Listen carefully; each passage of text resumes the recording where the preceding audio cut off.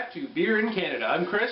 I'm Sean. And today we're going to be looking at a classic Trappist beer, which is commonly found in, at least in the LCBO here in Ontario.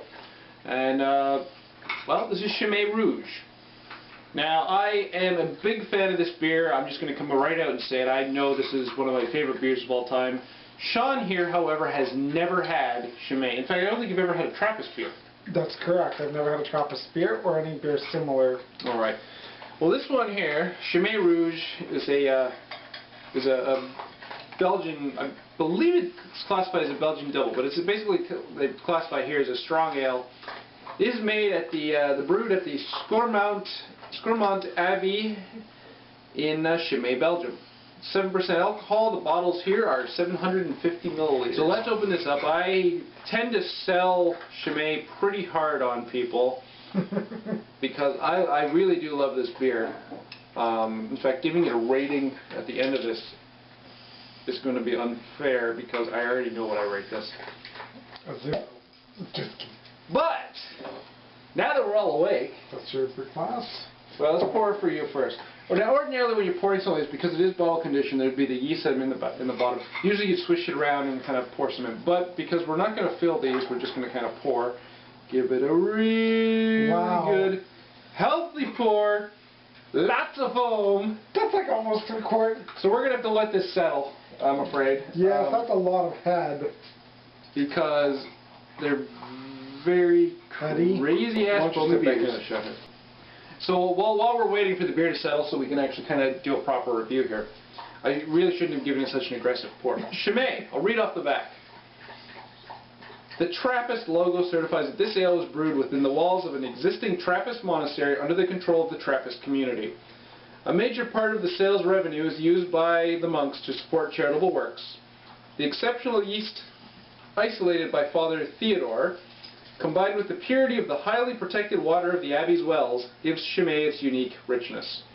Since 1862, Chimay's secondary fermented ales have neither been pasteurized nor filtered, and only natural ingredients are used.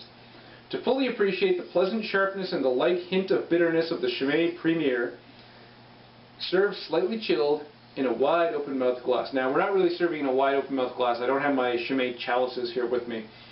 But we still are serving, and this particular bottle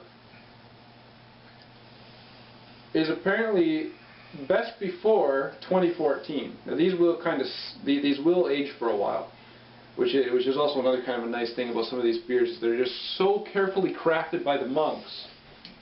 Still quite a lot of head. So there is. Well, let's see what we can get around this because we just don't want to. So what we have here is, you can see it's a cloudy, orangish brown color. You can kind of see, you can definitely see some light through it, but it is pretty cloudy. Hazy orange color. I mean, and the head here again is such a thick off-white creamy head with, look at the bubbles. So I mean, if you poured yours this yourself, you can't really see this on the camera probably, but big, heavy bubbles. Like look at just along the side of the glass, you can see that. Hey, Sean? Oh yeah. So this here, let's give this a sniff. You get some of the hops in there, but a lot of malty. I mean, the aroma is fairly, it's generally fairly tame. But I mean, you can kind of get some nice malts in there. You can kind of pick up some of the malts that they're using. You know, definitely, I mean, you can tell there's definitely some darker malts, but I mean, there's a sweetness.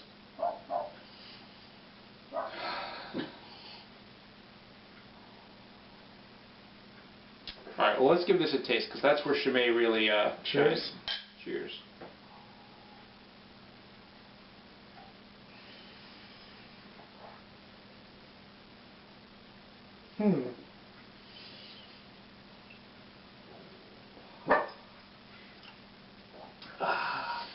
Definitely has a different. What do you pick up? It definitely has a different taste to it than a standard beer that I've had before. Yeah, but what do you taste? The malts,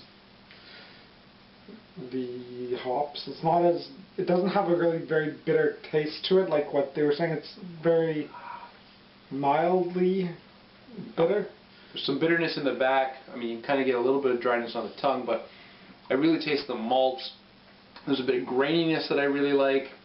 I mean, there's a lot of chocolate malts, which I usually describe this as almost a chocolatey beer because I'm fairly certain they use some kind of a chocolate malt or something similar to it, which is kind of what gives it that flavor. But it's just a beautiful tasting beer. I mean, you look at the carbonation. There's a good level of carbonation in that. But it's not like drinking, you know, pop. a fizzy pop. Or the framboise, which was very carbonated. Mm-hmm.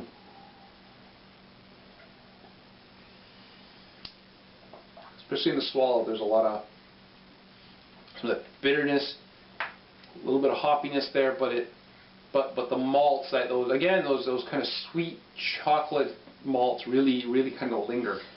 Yeah, it does have some sweetness to it. It's not. Our last beer was very sweet. This is not nearly as sweet. It's not quite that bad. It's not quite. Oh, it's not overly sweet. No, it's a malty sweetness rather than anything else. But it's a. To me, this really is one of my favorite beers. It's a nicely balanced, rich tasting, a beautiful mouthfeel. I mean, it's got everything. I mean, there's no wonder this is one of the top rated beers in the world.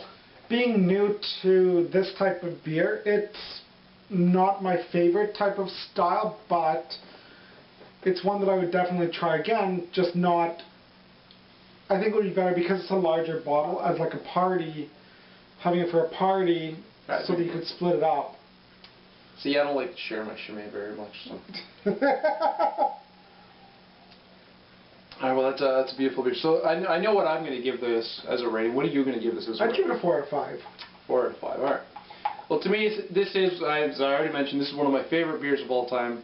To me, this is a 5 out of 5 beer. This is a beautiful example of Belgian brewing. It has some great aromas, some awesome tastes. And I mean, I've been drinking this as a treat for years. This is not a beer that I sit down and just throw back a couple of bottles worth. This is a beer I like to savor. I hope not a couple of bottles worth. It's 7% alcohol, keep that in mind, you know, and they're 750 milliliter bottles. Which is about over twice the size of a standard bottle of beer. Yeah, it's over a couple of bottles worth. So. Anyway, so I think we're settled there. That's Chimay Rouge. This is widely distributed, so it's fairly easy to find, at least in Ontario. I assume, I assume it's as easy to find elsewhere in Canada, but if anyone has any comments, please let me know. Just put them in the comment section down below. And for now, well, until next time, cheers. Cheers.